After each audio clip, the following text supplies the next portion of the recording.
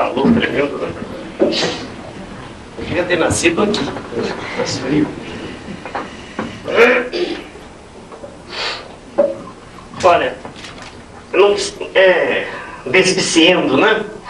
Chega a ser desnecessário dizer para os senhores da satisfação de estar outra vez aqui no Rio Grande do Sul. Desde a primeira vez foi muito gratificante estar com gente tão animada e tão preocupada, né, com as questões maiores do Brasil. Não vou cansá-los muito, não. No dia 6 de maio, agora, recente, deste ano, quer dizer, junho, julho, agosto, setembro, 4 meses, né? Pouco atrás. No dia 6 de maio, exatamente, precisamente, nós todos assistimos à perpetração de um verdadeiro crime de lesa pátria. O Brasil inteiro viu, observou, que naquele dia nefasto, cruzando, né, os ares do espaço aéreo brasileiro, dezenas de jatos executivos, conseguiu-se, de modo torpe, sórdido, passar por cima de uma série de ações judiciais que já haviam sido impetradas contra Sua Excelência o Presidente da República e aqueles que o seguem, no sentido de ser detida a privatização da Vale do Rio Doce. Eu vou começar por este ponto, exatamente esse ponto, porque, a meu ver, ele foi um marco importantíssimo na história do Brasil. A grande imprensa, de modo subreptício, durante meses, veio convencendo a opinião pública que a Vale do Rio Doce tinha que ser privatizada. Dizendo, e até artistas de televisão vinham à tela para dizer que era um caminho natural para que nós nos integrássemos no primeiro mundo, que ela ia ser muito mais rentável, que o Estado não tem que se preocupar com isso, que isso é uma coisa do passado, que a era de Getúlio Vargas devia ser enterrada, que no mundo moderno não há lugar para as estatais. E eu cansaria muito, senhores, se lhes repetisse o festival de asneiras, de mentiras, que eram veiculadas dia após dia, através de todos os meios de comunicação. Vamos ver, com razoável calma. Primeiro vamos ver o que é a Vale. O que é isso? Vejam bem, eu preparei uma palestra e ia fazê-la no Congresso Nacional, na comissão, uma comissão ligada a direito internacional, não me lembro de justiça, não me lembro o nome exato. Comissão de Relações do Dr. Passi, que viu. Comissão de Relações Exteriores. Meu nome foi aprovado por unanimidade por 52 deputados. Ora, há pouco eu disse, quando o jornalista me interrogou, como é que a gente pretende, se lá chegar, fazer essas mudanças de que o Brasil precisa. Mudanças mesmo, não reformas de conversa fiada, não fez reforma nenhuma. Nada, tudo que você fez é mentira, nada. Conversa fiada. Como fazer? Ele a pergunta. E eu disse para o jornalista, não me lembro quem era, eu disse, olha, os congressistas são homens, são seres humanos como nós. O problema é a informação correta chegar a eles. E tanto o que eu digo tem fundo de verdade que 52 deputados aprovaram meu nome para que eu fizesse a palestra. Eu fui indicado para falar sobre a Vale, pouco antes da apresentação.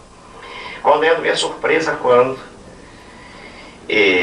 depois de alguns amigos meus, generais, almirantes, amigos, quer dizer, pessoas do alto escalão militar interessadas, né, em ser detido o processo, e outros elementos do escalão jurídico superior, meus convidados, tudo pronto para a nossa palestra.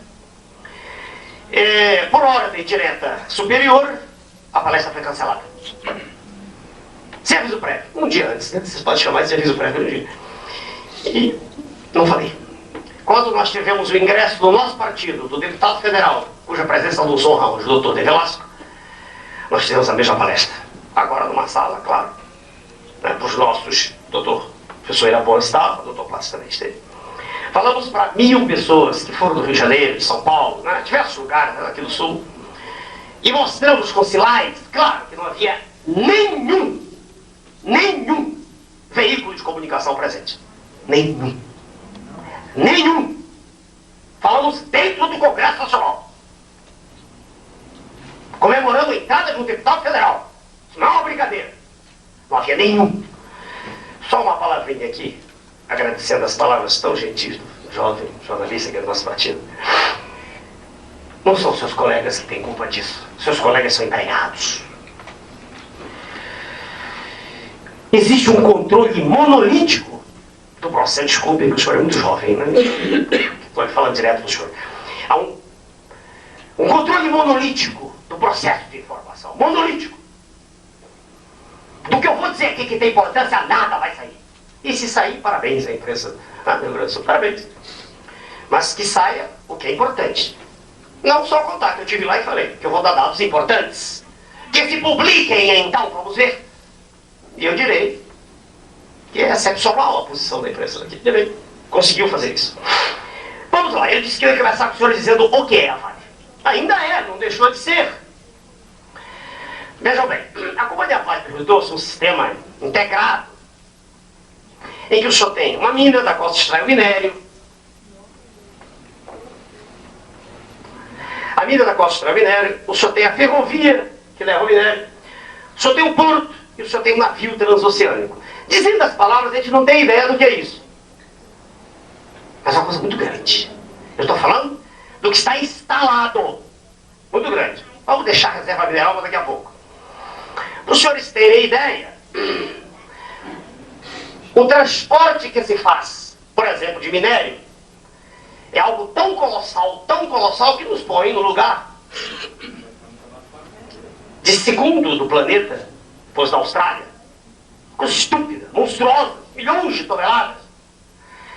Se o senhor quiser olhar para a reserva de ferro no subsolo, continuando exportando no mesmo ritmo, essa reserva dá, não se assustem, para meio milênio. Quer dizer, dá para 500 anos. Já aqui, já se pode começar a perguntar: que valor é esse arbitrário que é dado ao minério? É o valor de hoje. Mas hoje os minérios não valem nada ao nível do comércio exterior. Não valem nada. Quem dirige, quem marca preços de minérios são os cartéis internacionais. Então não vale nada. Só alguns exemplos. O nosso alumínio vai para o Japão, vai para quem necessita da Europa, Estados Unidos, sai de lá daquela região de Tucuruí e é vendido por um preço inferior ao preço de custo, ao preço da energia elétrica, para tirar. Então não pode, ninguém pode calcular o preço de uma companhia de mineração gigantesca, a maior mineradora de ferro do planeta, ninguém pode tirar, baseado no preço atual do ferro. Quanto vai valer esse ferro? O mesmo grama, a mesma tonelada? Quanto vai valer isso? Daqui a 10 anos, daqui a 20 anos. Sim, porque vai precisar sempre disso. Quando? Eu não estou falando de coisa abstrata. Sem ferro, sem vergalhão não se constrói em prédios. Minério é fundamental, estou falando do primeiro. 500 anos. Meio milênio. Mas não é só ferro que existe no subsolo. Quer dizer, o arcabouço inicial, que é o que é mais valorizado, que eles dizem assim: como se pode falar em trilhões, que nós dissemos no nosso material? Nós dissemos o Brasil em perigo, né? E dissemos assim, dizem eles, mas como o senhor pode falar em trilhões se a General Motors, grandes empresas, valem apenas bilhões de dólares? Mas aquilo ali são máquinas. Nós estamos falando de riqueza que está debaixo da terra, riqueza verdadeira, de uma safra só. Uma riqueza que não vai ser feita nunca mais na história do planeta. Não de máquinas. Máquinas fazem-se e são destruídas. Estou falando do mineral, daquela riqueza que está lá debaixo. Mas não vamos falar só do ferro. Nós temos no Brasil a maior riqueza em quartzo de primeira qualidade do planeta. O quartzo é fundamental para a indústria eletrônica. Sem quartzo não se fazem computadores, que são a menina dos olhos hoje, de qualquer adolescente, todo mundo, é a geração dos mais jovens, tudo se faz com computador, tudo. Os mais velhos descobriram fazer contas à mão. Mas os garotos, tudo quanto é lugar hoje é um computador. Mas não se faz computador sem quartos. Nós somos a maior riqueza do planeta em quartos. O nosso quartzo é vendido atualmente como lastro, praticamente. Menos de $5 quilograma. E o chipzinho, o microcircuito integrado, chega-nos a $5.000. Tecnologia.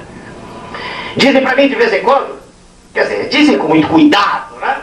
Dizem a distância, que se é de frente eu reduzo a pó. Quem quiser. Não, doutor Enes.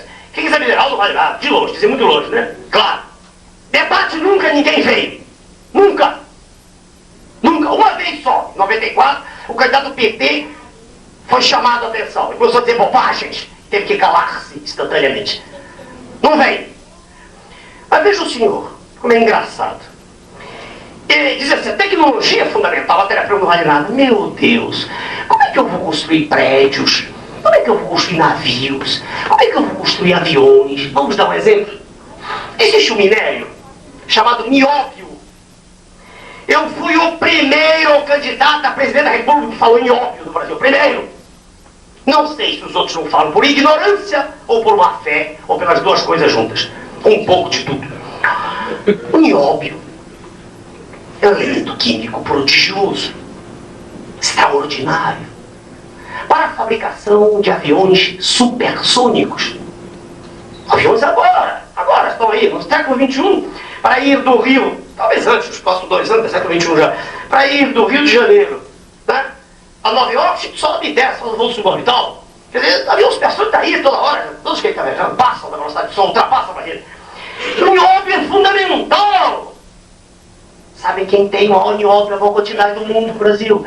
Mas não é 50, 60, é 98% do nióbio do mundo está no Brasil. 98%! Passe na rua e pergunte para alguém se sabe o que é nióbio. Pergunte a algum órgão de comunicação. Fala de nióbio. Para pensar que é macarrão para comer com feijão. Quando devia ser obrigação do meio de comunicação mostrar para a população que ela não é pobre, que ela tem a verdadeira riqueza, a riqueza dada pelo Criador que está aqui no nosso planeta. A Vale do Rio Doce não tinha só ferro, não tem só nióbio, quartzo, alumínio, manganês. Vejam, por exemplo, estou dando alguns exemplos e acabo já com essa história. Vejam o manganês. Manganês é fundamental para fazer aço, para a indústria siderúrgica. Manganês é fundamental. Dentre outras ações, é desulfurante, é fundamental. Nosso manganês, em milhões de toneladas, foi exportado para pagar juros de dívida externa. E a serra do navio do Amapá viu o seu manganês indo embora todo. E a região de Conselheiro Lafayette, em Minas Gerais, viu o manganês indo embora todo. Sob o comando desses apátridas que dirigem nosso país. Criminosos. Esses sim. E não esses crimes pequenininhos que enchem as páginas dos jornais. Vem pra mim, eu estou numa cidade do interior de São Paulo, não me lembro o nome lá. Uma cidadezinha, Barueri, chega os jornalistas, tudo é, os caras são opinião sobre precatório. Eu falei, vá pro inferno. Quer saber de precatório?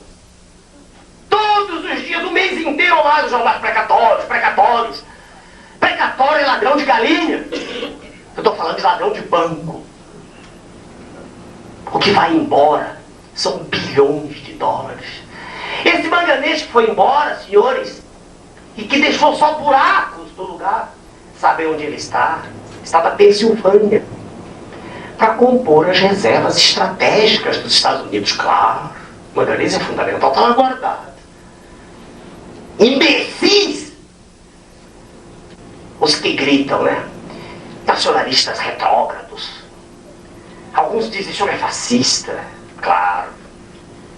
Querer minha pátria livre desses abutres que estão sugando suas entranhas. Se isso é ser fascista, pode chamar do que quiser. Entendeu? Porque eu não bato palmas para isso. Poderia bater se fosse ignorante. Mas aí iria perguntar, não no jornal, porque eu não aprendo nada de jornal. Desculpe, meu jovem. Nada. Nada. Não é a culpa do pobre profissional que está culpa de quem comanda. Então a vinda da Vale do Rio Doce, eu quis levar 10, 15 minutos falando isso, foi um crime. Um crime porque nenhuma nação do planeta faria isso. Nenhuma! O senhor vai dizer, mas a Argentina fez, meu Deus, eu estou falando nação rica do G7. Eu vou já mostrar que nenhuma delas é rica, como diz. Os outros todos são apenas comandados. Sua Excelência, o presidente da Argentina é igualzinho ao nosso presidente. É um lacaio do governo internacional. Sua Excelência, o presidente do México, Salinas de Gortari, foi aclamado em prosa e verso, com a ventania neoliberal se iniciando naquela época. E como está ele hoje, foragido da justiça, depois da crise brutal pela qual o México passou?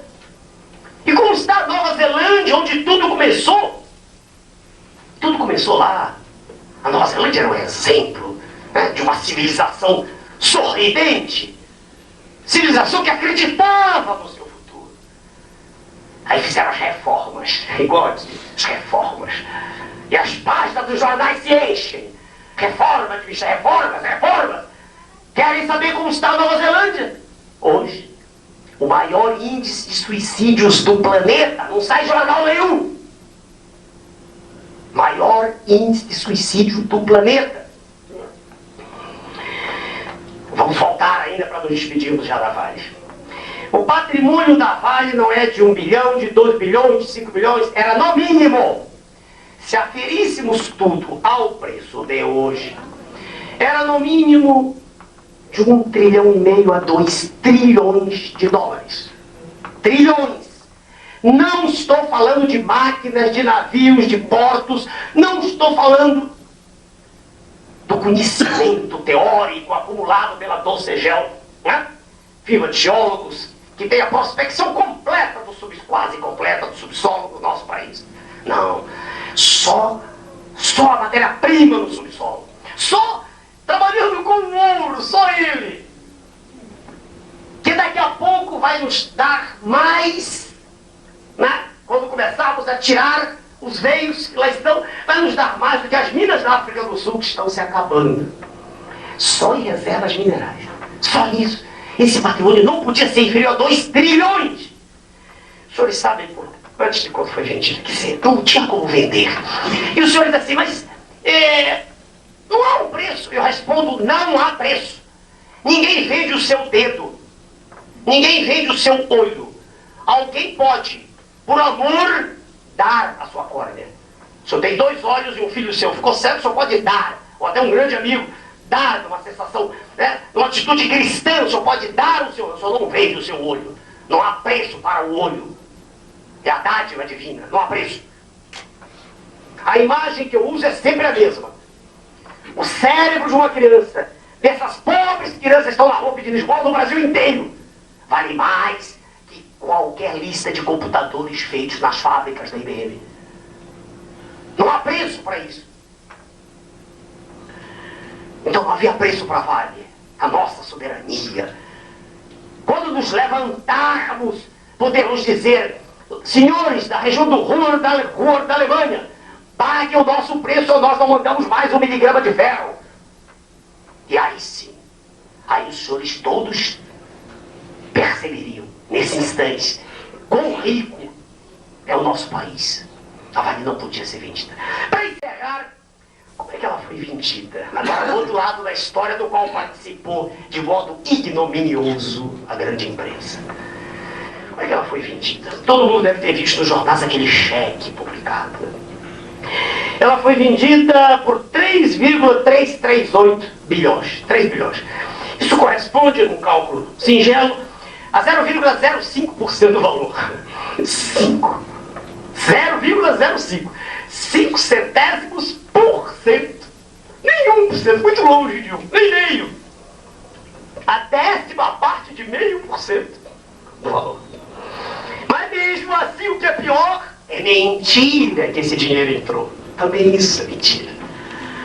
Metade desse valor foi para o BNDES.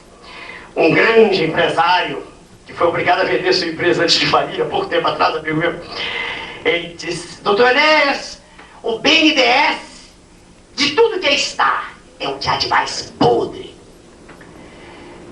É lá onde está o âmbito de tudo. E eu vi aquilo e fiquei impressionado. Quando eu vi a discussão da Vale, ele tem razão. Alguns dias atrás eu tive com o balanço do Banco Central, é o outro lado da palestra. Eu falei, não, o Banco Central é difícil dizer. Quando a gente estuda o que acontece no BNDES, a gente pensa que é pior. Quando estuda o que se passa no Banco Central, ou seja, é difícil dizer o que está pior. Mas muito bem. Metade desse valor, dos 3,338, né, bilhões, ficou com o BNDES. E o BNDES assumiu uma dívida de uma coisa que sai pouco, muito pouco veiculada, que é o chamado Fundo de Compensação de Variações Salariais. Dívida que nunca ia ser paga, nenhum dos governos anteriores falou nisso. Isso é uma questão contábil que demoraria a explicar, não quero cansá-los. Mas é o que se chama moeda podre, mais uma. É mentira que o dinheiro, nem entrou o dinheiro. A outra metade da União, que ficaria para os cofres da União, bom, uma parte, juros e comissões dos encarregados do consórcio avaliador. E aqui é que vem um ponto mais sórdido. O mesmo grupo que fez a avaliação, mesmos elementos, com representantes chegavam lá assinado, participou da compra. Que é a compra? A compra foi feita através de uma luta aberta de dois contendores. Os contendores, claro que estavam de acordo, que fizeram aumentar em 20% o preço simbólico. O que estava sendo vendido não era a Vale toda, isso aqui é mais repugnante. Estava se vendendo o controle da Vale. Para os senhores terem ideia, estavam se vendendo 41,73% das ações com direito a voto. 41% das ações com direito a voto. Mas acontece que as ações com direito a voto são 64% do capital. Quer dizer, o que estava se vendendo, na verdade, era 26% da Vale. Não era a Vale. Estava se vendendo o poder de controlar. De dizer assim, olha, esse minério vai lá para fora sim. Entendeu? Faz-se isso com aquilo, entendeu? Isso é o que se vendeu. O resto não interessa. São leilões uns atrás dos outros que vão ser feitos já com os lucros. Veja que coisa repugnante.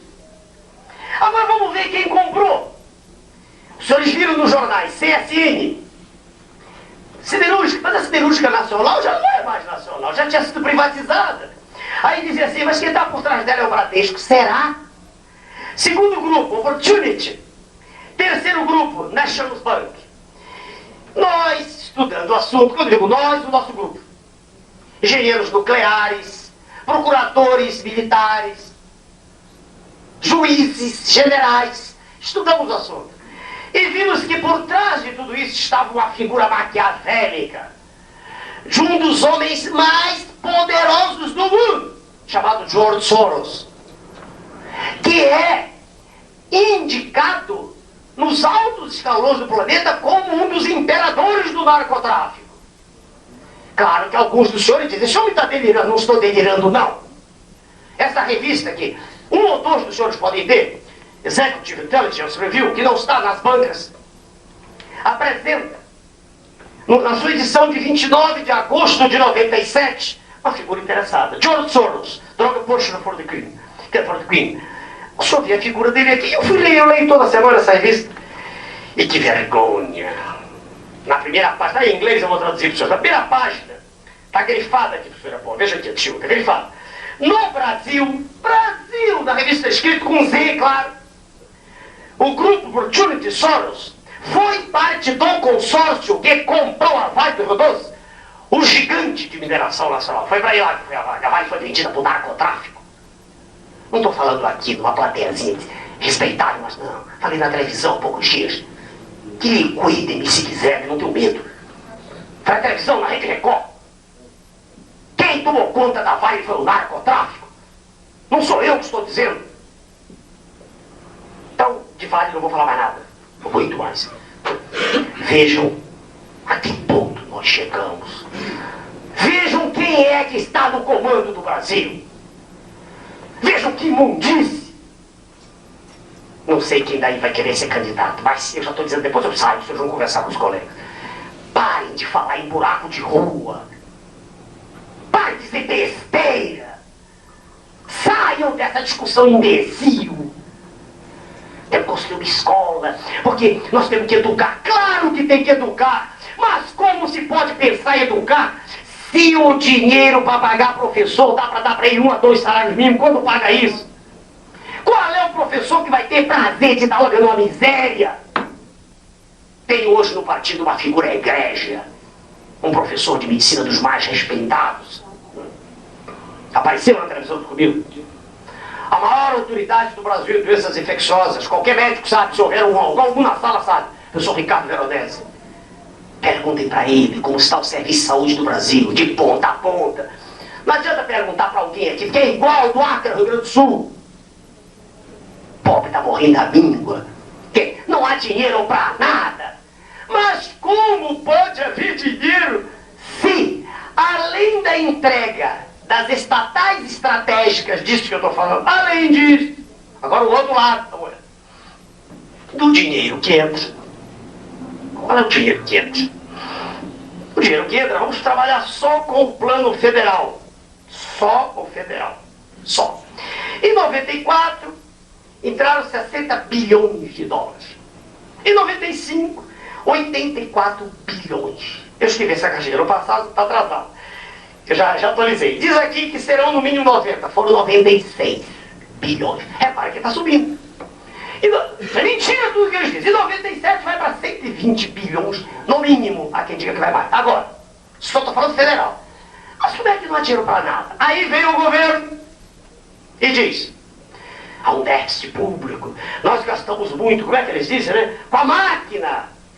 E temos que demitir. E lá vai o idiota do funcionário público para a rua. Quem é o culpado? Ele é um bode expiatório. E tem gente que diz: não, mas tem funcionário de baixo que não faz nada. Tem gente que vai fazer nada. Isso é um problema que pode ser corrigido. Se num lugar há demais, eu garanto que no outro há de menos. Porque há lugares onde tem 3 pessoas trabalhando e se matando. Então há num demais, há no outro de menos. Não há funcionários públicos demais no total. O nosso número global não é superior de outros países do primeiro mundo. Onde é que vai o dinheiro, então? Onde é que ele vai? Ele vai pagando os juros da dívida interna, que vem crescendo, não é mais externa. Inteligentemente, vejam, senhores, eles pegam esses valores e hoje eles já transferem para a dívida externa, para que o valor, como todo mundo não, os mais bem informados estão falando agora da dívida interna, eles, vejam, senhores, ele vai distorcendo, escamoteando os dados. Por exemplo, há pouco tempo atrás, em 94, não precisa abrir, ela era de 50 bilhões de dólares. Agora ela está em 180 bilhões de dólares. Uma coisa absurda. O que se paga de juros dessa dívida é algo astronômico que eu fiz um cálculo. Parece até uma brincadeira, mas só para vocês verem. Existem alguns anos na história agora recente do Brasil. Se o senhor pegar, por exemplo, uma década, o senhor sabe quanto se pagou nessa década passada de juros, de dívida interna? 100 bilhões de dólares. Então veja como diante desses números passam a ser ridículas essas discussões. Não, se deu um desfalque, aí aspira as páginas, o desgraçado roubou uma galinha, o outro roubou um peru, isso não tem importância nenhuma. 100 bilhões. Eu até escrevi uma coisa, eu não estou achando aqui, uma coisa interessante, dizendo que se o sujeito tivesse que trabalhar, né, para pagar o que o Brasil gasta, tem uma coisa aí, de juros em 1 hora, o que nós pagamos em 1 hora, já me lembrei, o que a gente paga de juros em 1 hora, o Brasil em 1 hora, um pobre que ganha assim seus 300 reais, um homem de classe média, baixa, né, ele levaria quase 1000 anos.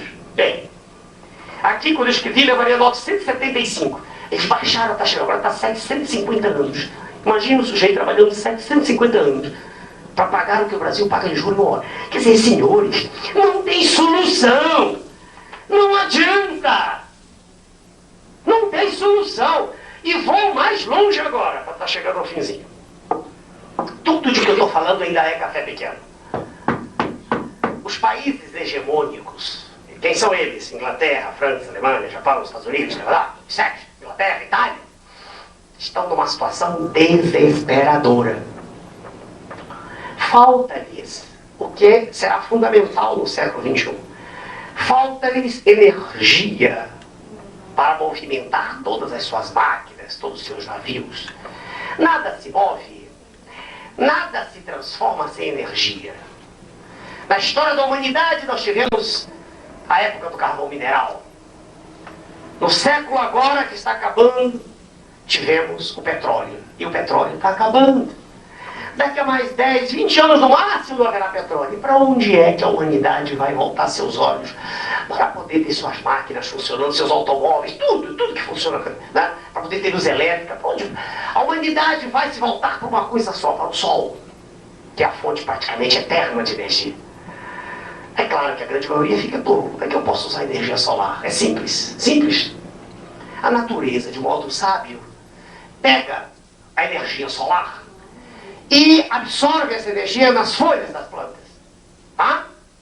Essa energia lá depois, ela é transformada por um processo metabólico vegetal em óleos, em glicídios, lipídios.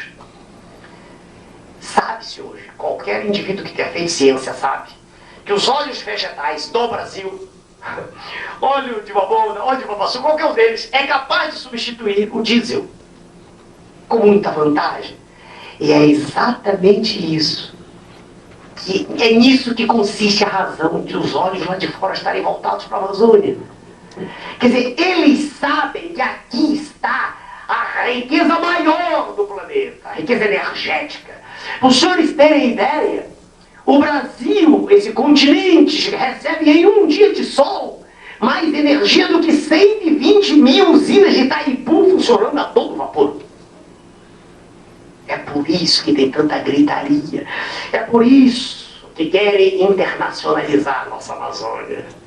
E é por isso que quando um sujeito se levanta com voz forte contra esse monstro que aí está, eles dizem que é fascista, que é contra as liberdades democráticas. Porque, na verdade, o que eles querem lá fora é tomar conta do nosso território. O povo não tem a menor importância. É por isso que o projeto genocida está em andamento. É por isso que eles falam tanto em limitação de filhos, em ligar trompas das nossas jovens do Nordeste. É por isso que eles põem como heróis os pederastas, os invertidos sexuais. São indivíduos como nós, seres humanos como nós. Mas não podem ser apresentados como modelo de reprodução, porque que eu saiba, homem com homem não gera filhos. Mas é importante que se detenha o nascimento de brasileiros.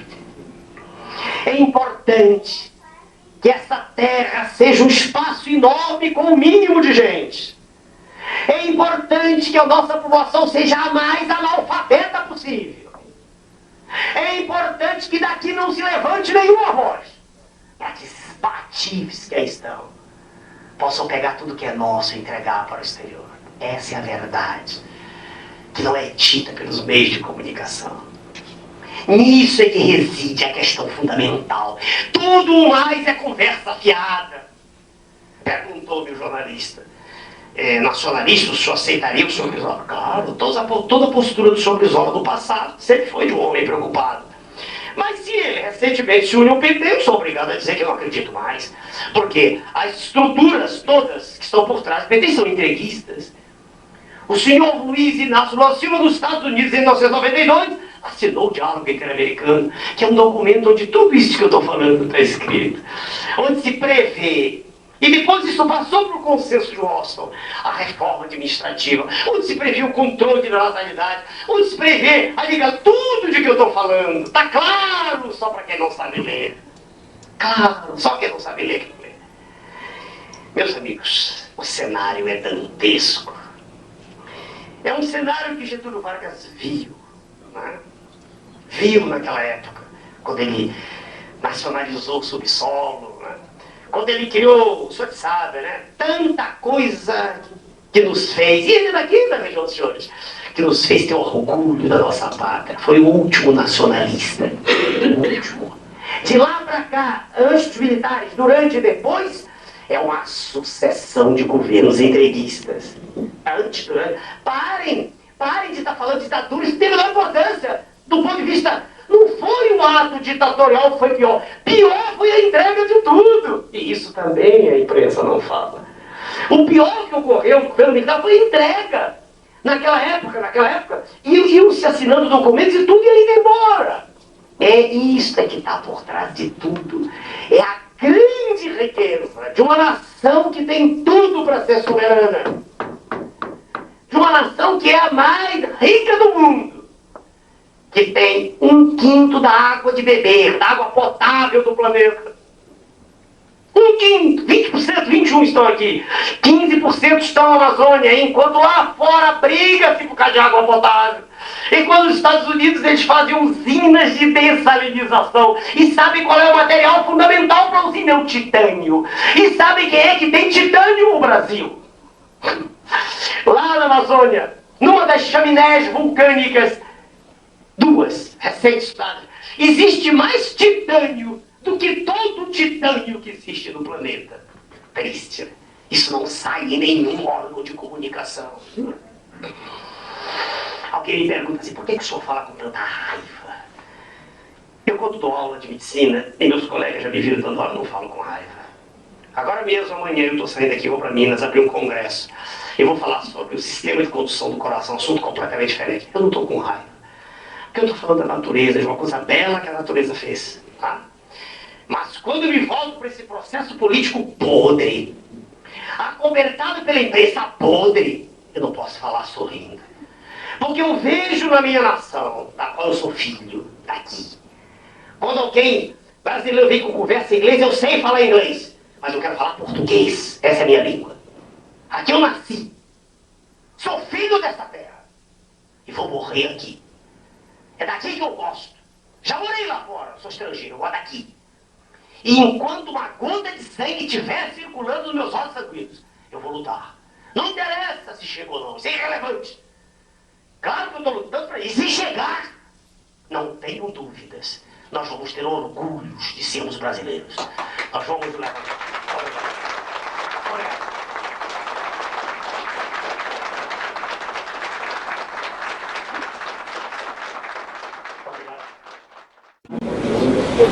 Se for o nosso candidato a governador, ou quem quiser, ele é o presidente do partido. Ele e o grupo que o assessora.